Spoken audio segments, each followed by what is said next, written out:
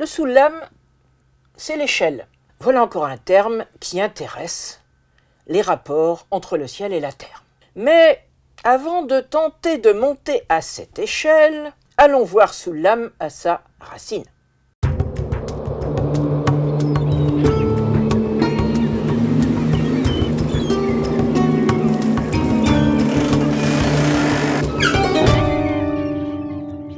On commence par enlever les voyelles, il nous reste 3 consonnes, S, L et M.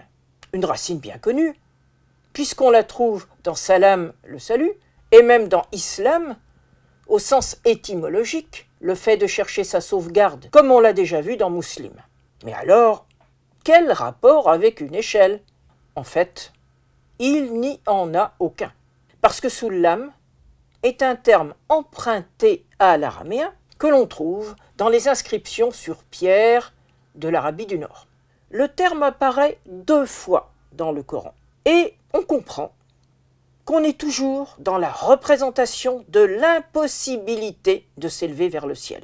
Seuls les êtres surnaturels ont cette capacité, qu'il s'agisse des anges qui descendent et remontent ou des djinns dont la vitesse de déplacement semble équivalente à celle des êtres célestes. On a déjà parlé des djinns qui arrivent aux portes du ciel pour tenter d'écouter ce qui est dit et que tu retrouves dans la sourate 37 au verset 7 à 10. L'espace incommensurable en temps humain qui sépare le ciel de la terre n'est pas un obstacle pour eux.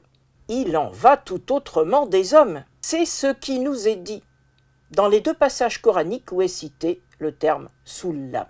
Dans un passage très éloquent de la sourate 52, des versets 35 à 38, où dans une adresse aux hommes, il est dit « Seraient-ils des créateurs? Ont-ils créé les cieux et la terre? Auraient-ils en leur possession les réserves de subsistance de ton Seigneur? Auraient-ils une échelle d'où ils écouteraient, entre parenthèses ce qui se dit au ciel, qu'ils en apportent donc la preuve ?»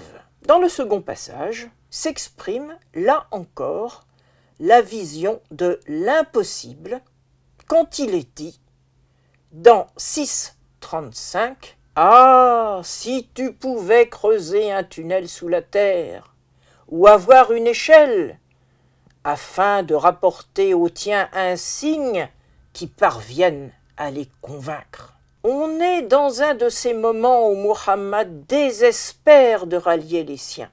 Donc, à travers ce mot étranger, on retrouve la représentation du ciel inaccessible. En fait, la seule montée possible, qui ne succéderait pas à une descente préalable comme celle des anges, est celle que dit un autre mot du Coran. Ce mot, c'est le raf, l'élévation.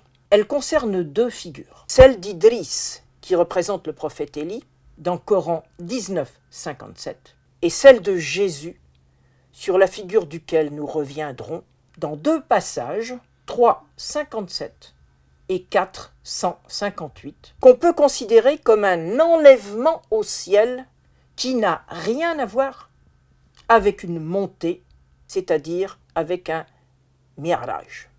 À très bientôt.